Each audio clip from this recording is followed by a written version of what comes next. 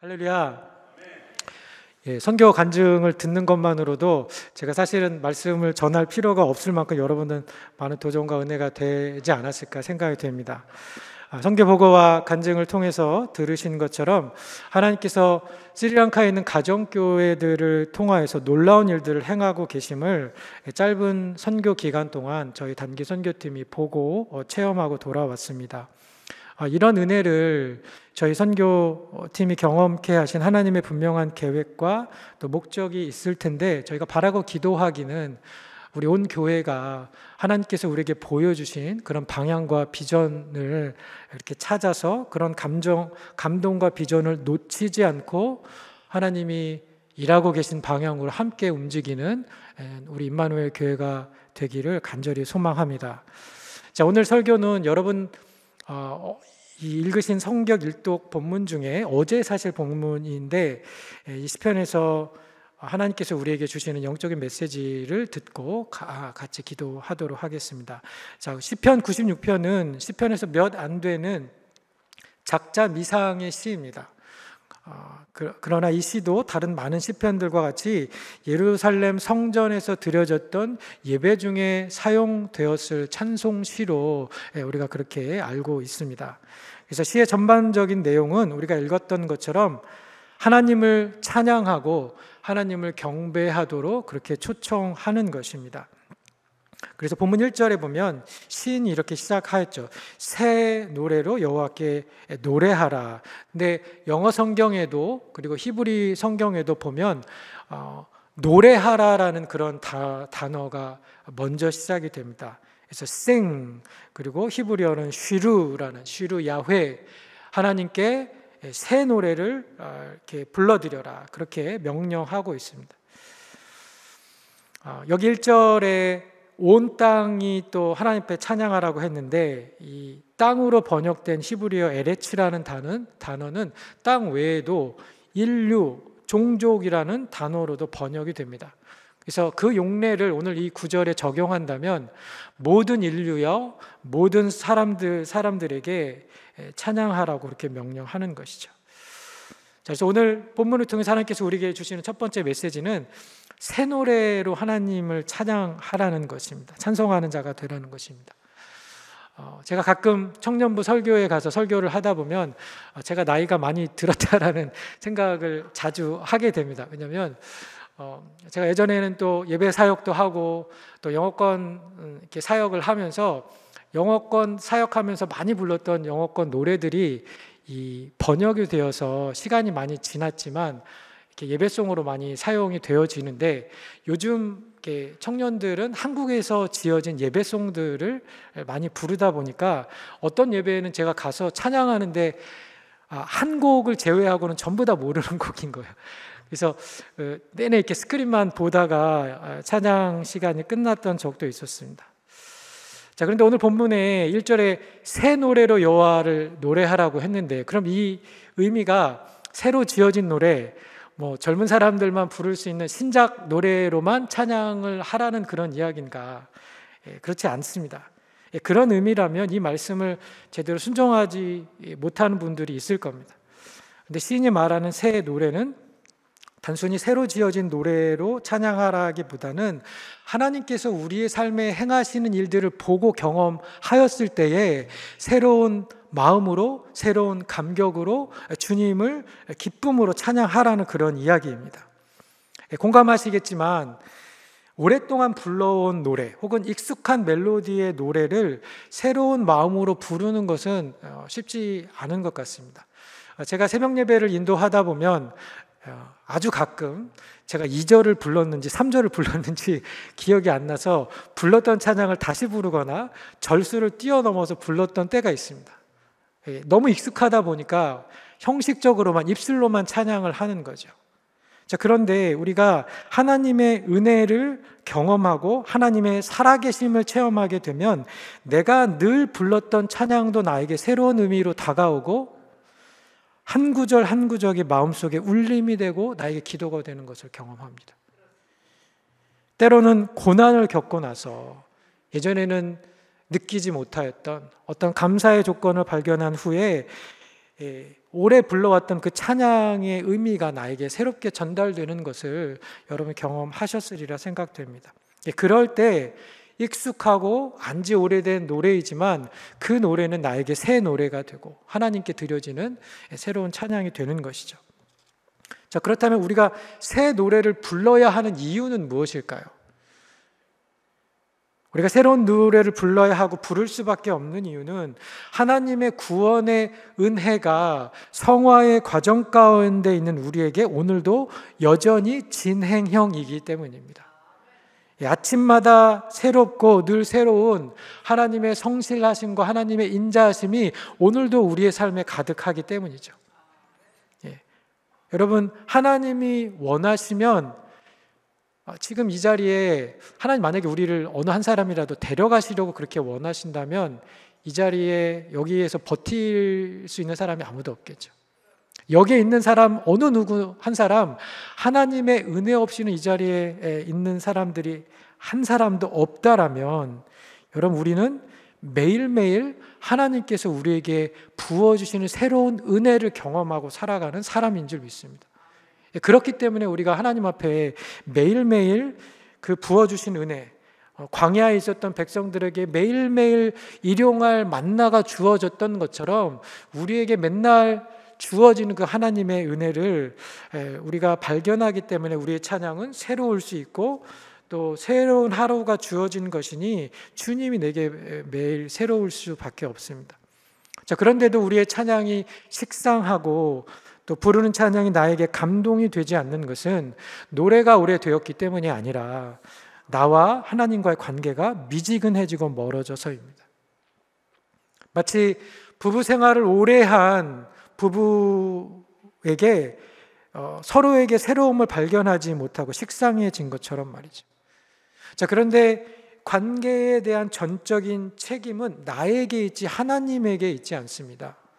왜냐하면 우리가 하나님께 관심을 두지 않고 살아가거나 또 다른 것에 주의를 기울이거나 너무 바쁘거나 그리고 우리의 죄로 인하여서 하나님께서 우리에게 부어주시는 사랑을 우리가 인지하지 못하고 살아갈 때가 너무 많기 때문인 것이죠. 자, 감사한 사실은 하나님이 항상 우리를 기다리고 계시고 또 나와 친밀한 관계를 갖기 원하신다라는 사실입니다. 하나님은 우리가 알면 알수록 그 사랑의 깊이와 넓이와 부피를 측량할 수 없는 그 끝을 알 수 없는 신비하고 놀라운 분이시라는 것이죠. 만나고 오래되면 허물도 보이고 식상해지는 그러한 인간 관계와는 달리 하나님은 내 의식과 감정과 또 경험으로 그분을 온전히 헤아리는 것이 불가능하기 때문에 우리가 그분을 알아가는 것에는 늘 새로움이 있습니다. 그 하나님을 우리가 그렇게 매일 알아가고 경험할 때 우리의 사랑은 뜨거워지고 새로워지게 됩니다. 그런 친밀함이 지속될 때 우리가 부르는 노래는 새로운 찬양이 될 수 있는 것이죠. 그래서 오늘 본문의 새로운 노래로 주님을 노래하라는 메시지는 사실 하나님과의 친밀함으로 들어오라라는 주님의 초청입니다. 나와 함께 대화하자, 나와 함께 시간을 보내자, 나와 함께 식사하자, 우리에게 초청하시는 주님의 음성인 줄 믿습니다. 우리가 매일매일 우리에게 부어주시는 하나님의 이 측량할 수 없는 은혜들을 매일매일 우리가 발견하는 것을 통하여서 사랑과 감사에 젖는 그런 새 노래가 매일매일 주님 앞에 드려지는 저와 여러분들 되시기를 예수님의 이름으로 축원합니다. 자, 오늘 본문을 자세히 살펴보시면 시인이 새 노래를 부르는 방법을 세 가지로 제시를 하여 주었습니다. 자, 오늘 본문 2절과 3절에 있는 말씀인데 같이 읽어보겠습니다. 2절 3절 시작. 여호와께 노래하여 그의 이름을 송축하며 그의 구원을 날마다 전파할지어다. 그의 영광을 백성들 가운데에 그의 기이한 행적을 만민 가운데에 선포할지어다. 아멘. 짧은 기간이었지만 우리 선교 보고와 또 간증에서 들었던 것처럼 저희가 이 구르네 갈라 목장 예배 가정교회 그 목회 목자 수련회 그리고 내공보에 있는 서머나 교회를 방문했을 때 그분들이 삶으로 올려드리는 그 많은 새로운 노래들을 저희가 듣고 돌아왔습니다. 예배 때마다 말씀을 사모하면서 적는 그 성도님들의 모습, 그리고 영혼을 구원하고 제자를 만드는 일에 집중하면서 그분들 안에 하나님을 만난 숨길 수 없는 그분들의 기쁨, 하나님의 살아계심을 보고 듣고 체험한 간증이 넘쳐나서 문화와 인종과 언어가 다른 우리에게 그 하나님의 감동과 역사가 고스란히 저에게 전달되어져 왔습니다. 제게 아주 인상적이었던 것은 평소에는 남들 앞에 나서지도 않고 예배에 늘 조용히 참석하고 내성적인 사람이었는데 자기의 본래 모습을 뛰어넘어서 자기의 본성을 거슬러서 하나님께 받은 은혜들을 담대히 증거하는 분들이 너무 많았다라는 거예요. 그래서 그분들 중에 자기 아들이 죽었을 때 자기 눈물 한 번도 흘리지 않았던 형제님이 수련회에 와가지고 계속 흘리는 눈물 때문에 눈물을 멈출 수가 없었다 얘기하는 형제님이 계셨습니다. 자기는 부끄러움을 많이 타서 남들 앞에 자기 얘기를 하지 않는 사람인데 이제는 받은 은혜를 도저히 전하지 않고는 잠잠히 있을 수가 없노라고 그렇게 말하는 형제님도 계셨습니다. 또 이 수련회가 내 삶을 바꾸었노라고 간증하는 예비목자 자매님의 간증도 있었고, 교회를 오래 다녔지만 늘 그냥 이름만 신자였던 어떤 자매가 그 수련회에 참석하여서 가정교회가 얼마나 성경적인 교회인지, 하나님이 원하시는 교회의 모습인지에 대한 강의를 듣고 또 가정교회의 영혼을 구원하는 일에 헌신하고 VIP를 사랑하고 섬기는 다른 목자, 목녀들의 간증의 이야기를 들으면서 자신도 이제 이 사역을 온 마음을 다해서 하겠노라고 그렇게 고백하시는 그런 예비 목자의 간증이 있었습니다. 아까 장로님 이야기했던 것처럼 내가 이 이야기를 다른 사람들 앞에서 하는 이유는 내가 이제는 다시 예전의 삶으로 돌아가지 않겠노라고. 그리고 자기가 이렇게 앞에 나와서 고백을 하는 것이 소극적인 자기에게 부어진 하나님의 은혜가 얼마나 큰지, 이것이 내가 여러분 앞에 와서 말하는 것이 하나님께서 나에게 부어주신 간증의 증거라고 그렇게 기쁨과 눈물로 간증해 주셨습니다. 소승불교의 본산지이고 불교 문화가 강한 핍박이 있는 그러한 곳이지만 영혼 구원을 하기 위해서 저들이 치르고 있는 영적인 전투와 그 싸움에서 얻어내고 있는 그 승전의 소식들을 사람들과 함께 나누면서 주님의 이름을 송축하고 구원의 이름을 선포하고 그분이 하신 일을 자랑하는, 그분들이 올리는, 하나님께 올려드리는 그 많은 새로운 노래들을 저희가 많이 듣고 돌아왔습니다. 여러분, 왜 저들에게 있는 기쁨이 우리에게는 없을까요? 그분들이 올려드리는 새 노래를 우리는 왜 불러드리지 못하고 있을까요? 왜 우리에게는 저들에게 있는 사모함이나 열정들이 없을까요? 아까 간증하면서 우리 목자님도 얘기해 주시고 또 장로님 이야기하셨던 것처럼 우리가 너무 부유해 있기 때문이 아닌가. 가진 것이 너무 많아서 하나님을 찾지도 않고 하나님을 목말라 하지도 않는 것 같습니다. 가나안 땅에 들어가는 이스라엘 백성들에게 모세가 너희가 저 땅에 들어가거든 너희가 그 땅에서 안연하게 살 때에, 아무런 대적이 없어서 너희가 평안하게 살 때에 너희 하나님을 잊어버리지 말라라고 모세가 저들에게 경고하였었는데, 저들이 땅에 들어가서 이제 전쟁이 끝나가고 땅에 정착하고 그 땅이 주는 많은 소산들을 얻어서 살다 보니 마음이 편안해지고 하나님을 잊어버리고 그 땅의 많은 우상들을 섬기며 하나님을 떠나 살게 된 것처럼, 여러분 우리도 경제적으로 윤택해지고 풍요해지면서 하나님을 구하지도 찾지 않고 우상들을 섬기며 살고 있기 때문이 아닌가 싶습니다. 우리가 저들에게 있는 그런 사모함과 기쁨이 부재한 두 번째 이유는 우리가 교회됨의 본질을 잃어버렸기 때문이 아닌가 싶습니다.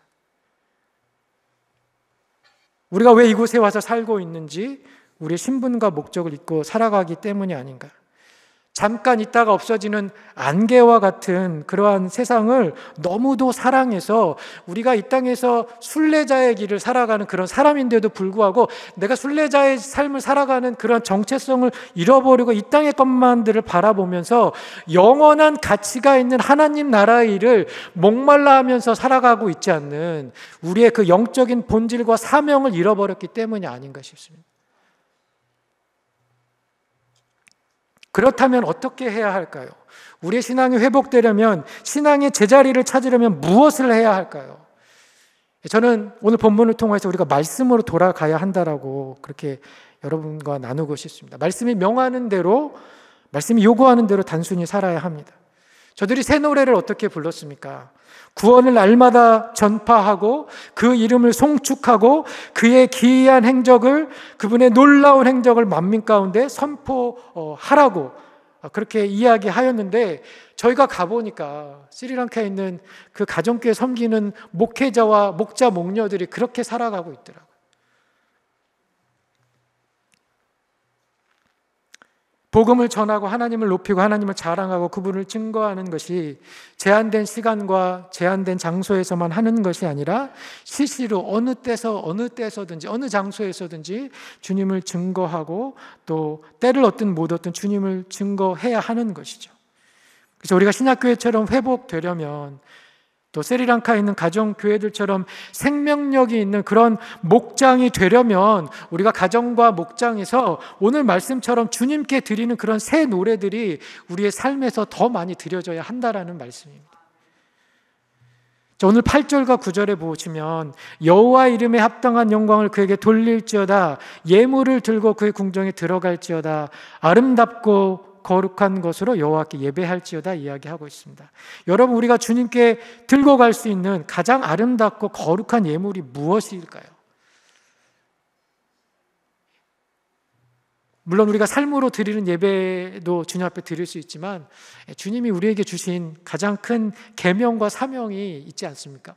주님을 사랑하고 이웃을 사랑하는 것, 그리고 예수님께서 우리에게 주신 대사명, 그것을 하나님 앞에 드리는 예물로 우리가 드려야 할 것입니다. 영혼을 구원하고 잃어버린 양을 주님께 돌려드리는 것이 우리 교회가 하나님 앞에 드릴 수 있는 가장 거룩하고 아름다운 예물인 줄 믿습니다. 우리 모두가 하나님 앞에 드릴 그 아름다운 예물을 주님께 드리는 가정교회와 주님의 신부가 되기를 간절히 원합니다. 우리 임마누엘 교회 모든 성도님들이 이 일에 헌신하고 자신의 삶을 드리기를 바랍니다. 교회됨의 본질과 목적을 다시 회복하기를 원합니다. 가정에서 모이는, 목장에서 모이는 그 모임의 이유도 흐지부지해지고 모임의 횟수도 줄어들고 안 모이는 것이 더 익숙해져 버린, 그래서 VIP가 있든 없는 것에 별로 상관이 없는, VIP를 초대하거나 섬기는 일에 도무지 관심이 없는 우리의 게으름과 우리의 나태함들, 교회됨의 본질을 놓치고 살아가고 있는 우리 임마누엘 교회를 향하여서 하나님께서 우리에게 회개하라고 그렇게 명하십니다. 하나님의 감동으로 여러분에게 그렇게 말씀드리고 싶습니다. 회개하라고, 너희가 하나님의 그 본질을 놓치고 살아가는 것을 회개하라고 주님 명하시고 계십니다. 오늘 말씀을 통하여서, 또 우리 선교 보고를 통하여서 여러분, 우리가 정말 하나님의 말씀에 집중하고 말씀대로 행하여서 우리 교회의 우리 교회, 특히 가정교회를 통해서 더 많은 새 노래가 주님 앞에 올려지고, 그리고 하나님이 받으실 만한 거룩하고 아름다운 산 예물들이 주님 앞에 더 풍성하게 드려지는 우리 임마누엘 교회가 되기를, 그런 가정교회 되기를 예수님의 이름으로 축원드립니다. 기도하겠습니다. 하나님 아버지, 우리 스리랑카 단기 선교를 통하여서 하나님께서 행하시고 또 열방 가운데에 그 우상이 만연한 그곳에서 어떻게 영혼을 구원하시고 어떻게 성령의 역사가 사도행전과 같은 그러한 모습으로 일어나고 있는지를 저희로 보게 하시고 또 경험케 하여 주신 하나님의 은혜를 감사합니다. 우리 교회가 주님께서 말씀하시고 보여주시는 그러한 방향과 또 그러한 비전을 가지고 하나님 정말 주님이 기뻐하시는 교회가 되는데 힘쓰는 임마누엘 교회 될 수 있도록 주님의 은혜와 또 능력을 베풀어 주시기를 기도합니다. 감사드리며 모든 말씀 예수님의 이름으로 기도드립니다. 아멘.